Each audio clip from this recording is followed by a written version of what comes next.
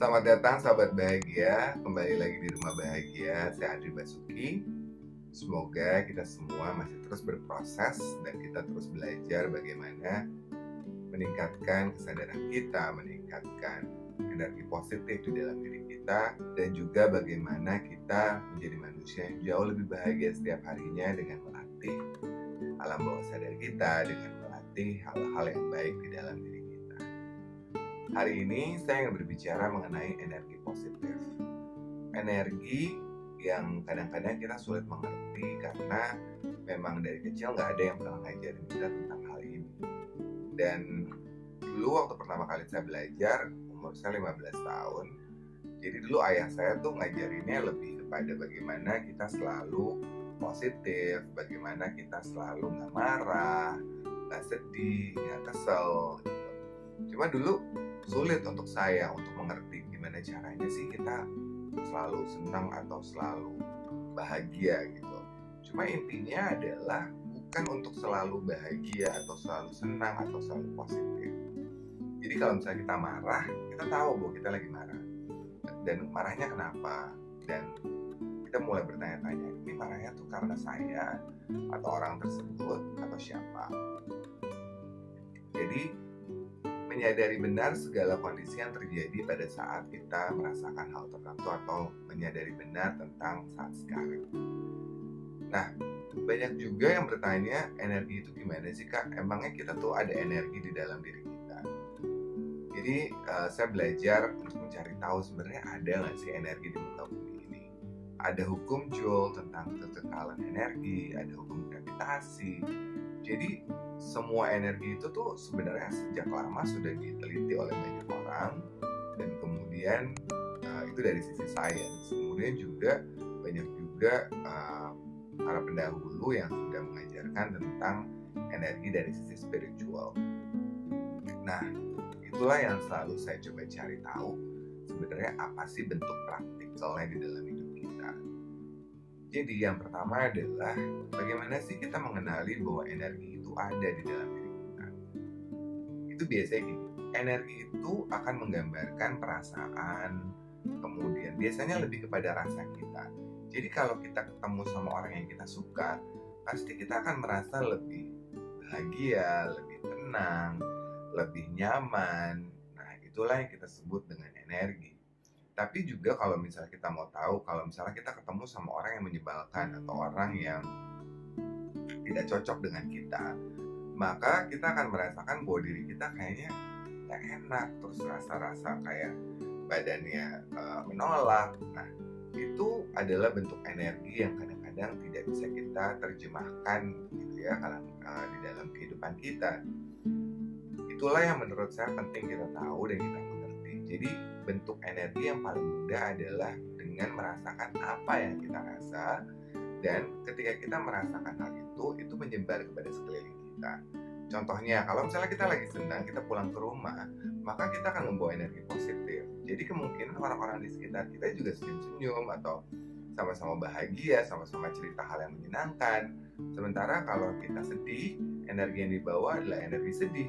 Jadi mungkin saja banyak kan ceritanya kalau misalnya energi lagi sedih atau rasanya lagi sedih, maka yang akan masuk ke dalam diri kita itu adalah kesedihan. Jadi itu yang pertama, bagaimana kita mengenali energi adalah dengan kita menggunakan rasa kita atau perasaan kita yang akhirnya menyebar untuk di sekeliling kita. Pertanyaan berikutnya adalah bagaimana caranya kita agar energi positif kita itu bisa dengan lebih mudah dibangkitkan.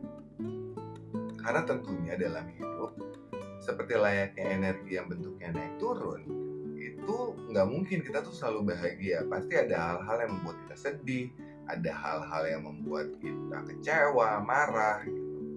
Tapi yang paling penting adalah kita berproses dan berprogres. Dalam artian, kita bisa mengerti bahwa jumlah rasa sedih kita atau rasa tidak menyenangkan atau rasa negatif itu jumlahnya lebih sedikit dibandingkan dengan rasa bahagia, dengan rasa tenang, rasa nyaman di dalam hidup kita. Nah, bagaimana kita melatihnya adalah yang pertama adalah dengan pikiran kita. Pikiran itu 90% mendominasi apa yang akan terjadi dalam rasa kita, dalam perilaku kita, dan juga dalam kita misalnya memandang hidup atau memandang orang lain. Jadi pastikanlah kita selalu memberikan pikiran-pikiran positif ke dalam diri kita.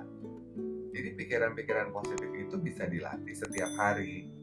Jadi pikiran-pikiran positif itu bisa dilatih setiap hari karena sebenarnya kita bisa nggak mikirin hal-hal jelek. Cuma karena misalnya kita terbiasa atau tidak ada yang memberitahu bahwa tidak perlu khawatir tentang masa depan. Semuanya bisa dipersiapkan dengan apa yang kita persiapkan di saat ini. Kemudian tidak ada yang perlu menyesali apa yang terjadi di masa lalu.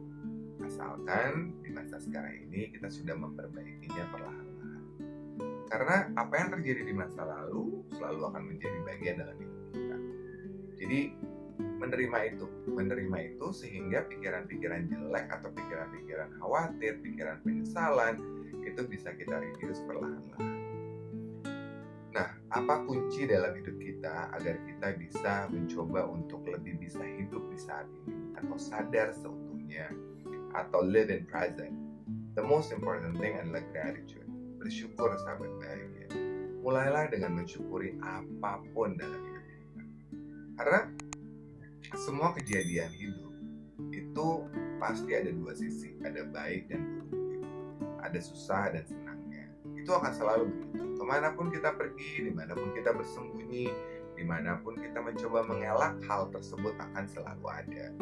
Jadi contohnya adalah kalau misalnya kita harus kehilangan seseorang yang paling kita sayangi, kita pasti akan merasa sangat sedih, sangat terguncang. Tapi sebenarnya dengan kejadian itu terlalu banyak hal yang perlu kita syukuri. Kita harus bersyukur bahwa orang yang paling kita sayangi itu pernah ada di dalam hidup kita. Orang yang paling kita sayangi telah memberikan begitu banyak cerita dalam hidup kita, begitu banyak perhatian, begitu banyak kenangan manis bersama orang yang paling kita sayangi. Jadi janganlah melawan apa yang sudah ditetapkan oleh Sang Pencipta dan juga alam semesta, bahwa semuanya tidak ada yang selamanya. Dan dengan kita mensyukuri itu, kita akan lebih banyak merasa lebih tenang, lebih bahagia karena kita bersyukur bahwa kita pernah memiliki hal-hal seperti itu. Itu contoh yang pertama. Contoh yang kedua, bersyukurlah untuk hal-hal kecil di dalam hidup kita. Misalnya ketika kita bangun tidur, kita masih berada di dalam rumah. Ya. Rumah sangat subjektif, setiap orang punya pendapatnya masing-masing tentang bagaimana rumah yang nyaman untuk mereka. Tapi yang pasti adalah dimanapun kita tinggal, ketika kita bangun tidur dan kita masih dilindungi oleh atap, kita mesti bersyukur bahwa kita tidak harus tidur di jalanan, bahwa masih ada yang melindungi kita, bahwa kita masih berada di tempat yang lebih nyaman dibandingkan orang-orang yang mungkin lebih kurang beruntung dibandingkan kita. Rasakanlah rasa syukur itu. Ya, jadi mulai dari rasa syukur yang besar karena sebuah kejadian yang besar, hingga rasa syukur yang sederhana dari apa yang kita lihat di dalam hidup kita. Nah, dengan kita bersyukur, itu akan men-trigger atau menstimulus pikiran kita untuk selalu melihat ke saat sekarang ini dan benar-benar merasakan bahwa hidup ini sebenarnya tidak ada yang buruk. Semua selalu bisa kita lihat dari sisi yang berbeda. Selalu ada dua mata uang, selalu ada dua angle yang bisa kita lihat. Sahabat bahagia, dan kita bisa melihat itu, maka kita bisa lebih merasakan energi positif di dalam diri kita. Bersyukur membuat kita menjadi manusia yang bisa menyadari saat ini. Jadi kalau misalnya menurut saya, kalau saya bersyukur tentang apa yang saya miliki hari ini, itu benar-benar saya bisa mensyukuri ya di saat ini gitu. Karena kita nggak akan pernah tahu apa yang akan terjadi di masa depan, dan kita juga tidak bisa merubah apa yang telah terjadi di masa lalu. Tapi dengan kita mensyukuri apa yang kita punya sampai dengan hari ini, dengan semua kejadian buruk, kejadian baik, senang, sedih, susah, tawa, kemudian ada tangis, ada macam-macam. Jadi itu akan membuat kita akan lebih tenang, akan lebih menerima hidup apa adanya.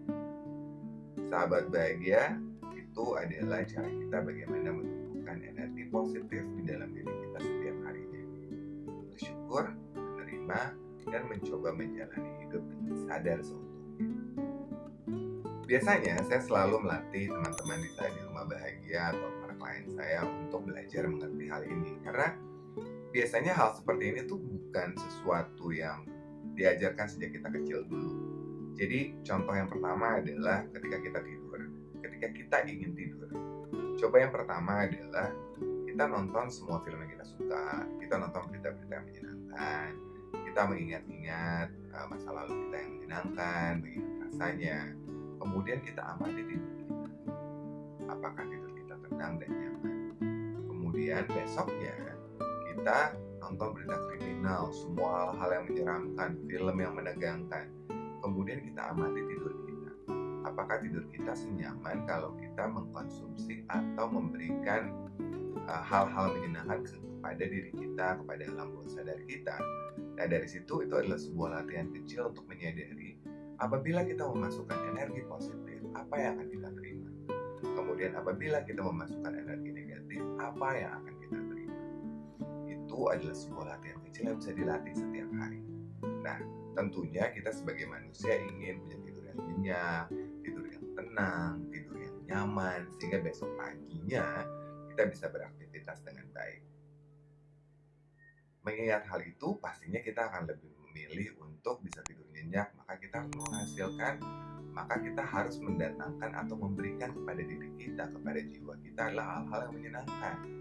Jadi mulailah mengingat tentang kejadian-kejadian yang bisa disyukuri, kedekatan kita dengan orang-orang yang kita sayangi, atau nonton film yang menyenangkan, film yang mungkin bisa memberikan kita perasaan tersenyum gitu ya, agar hidup kita menjadi nyaman. Itu adalah salah satu contoh bagaimana kita melatih energi kita, sebuah latihan sederhana yang bisa dilakukan setiap hari dan tidak membutuhkan biaya.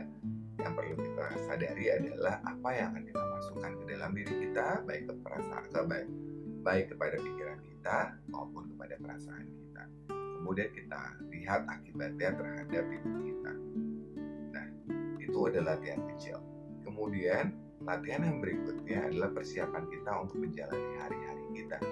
Contoh adalah ketika misalnya kita pagi-pagi ya, kita menyempatkan waktu untuk sendiri, kita menikmati waktu kita berdamai dengan diri kita, kemudian kita mengingat-ingat hal yang baik, kita latihan tersenyum karena kita mensyukuri hidup kita. Nah, kemudian kita amati apakah jalanan yang kita waktu pergi ke kantor bisa tidak lagi macet dibanding biasanya. Apakah ketika kita bertemu bos kita dia menjadi jauh lebih baik. Apakah ketika kita di kantor atau kita dalam perjalanan kita bisa mendapatkan telepon yang memberikan banyak opportunity di dalam hidup kita. Hal seperti itu coba dilatih setiap hari dan kita amati.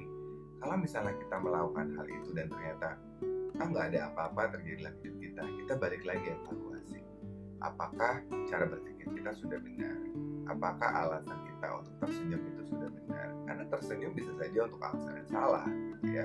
Misalnya kita tersenyum karena kita maunya menang sendiri, itu bisa aja. Jadi kepekaan kita, kesadaran kita tentang apa yang baik dan buruk juga harus terus dipelajari.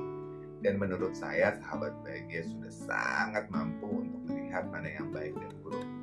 Yang paling penting adalah jujur kepada diri kita sendiri tentang apa yang baik, apa yang buruk, apa yang positif, dan apa yang negatif. Sahabat bahagia, itu adalah penjelasan saya bagaimana saya mencoba mensimplify atau membuat semuanya menjadi lebih sederhana dari sebuah perjalanan spiritual atau mindfulness atau apapun itu namanya, agar lebih mudah bisa dipraktekkan dalam kehidupan kita sehari-hari. Tentunya ada banyak latihan yang bisa dilakukan, baik meditasi, journaling meditation, kemudian whiteboard journal, kemudian mungkin kita melatih cakra-cakra kita.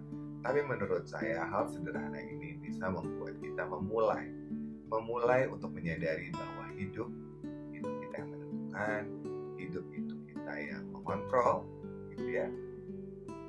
Dan hidup itu adalah sebuah proses penerimaan, sebuah proses pembentukan diri menjadi manusia yang lebih kuat, lebih tegar, lebih bahagia, lebih nyaman dengan dirinya sendiri dengan apapun yang terjadi di sekeliling kita. Sahabat bahagia, semoga latihan sederhana ini bisa dilakukan dan semakin mengerti bahwa energi positif yang ada di dalam diri kita itu memang bisa kita tumbuhkan dan melalui hal yang sederhana seperti bersyukur atau mengerti apa saja yang kita konsumsi untuk pikiran dan perasaan kita. Sahabat bahagia, terima kasih atas waktu dan atas kebersamaannya. Semoga kita selalu berproses bersama, semoga kita terus maju bersama. Semoga berkenan juga untuk subscribe, share, kemudian komen. Kalau ada pertanyaan, monggo boleh ditanyakan di kolom komentar atau bisa tanya langsung di Instagram saya di @poemabahagia di Instagram. Saya bersyukur dan berterima kasih bahwa kita semua berproses, bahwa kita semua berprogres. Sahabat bahagia, hanya diri kita lah yang paling tahu apa yang terbaik untuk kita ketika kita bisa menyadari baik benar atau baik buruk ketika kita sangat jujur dan mengenali diri kita dengan baik. Sahabat bahagia, sekali lagi terima kasih, selamat berproses dan selamat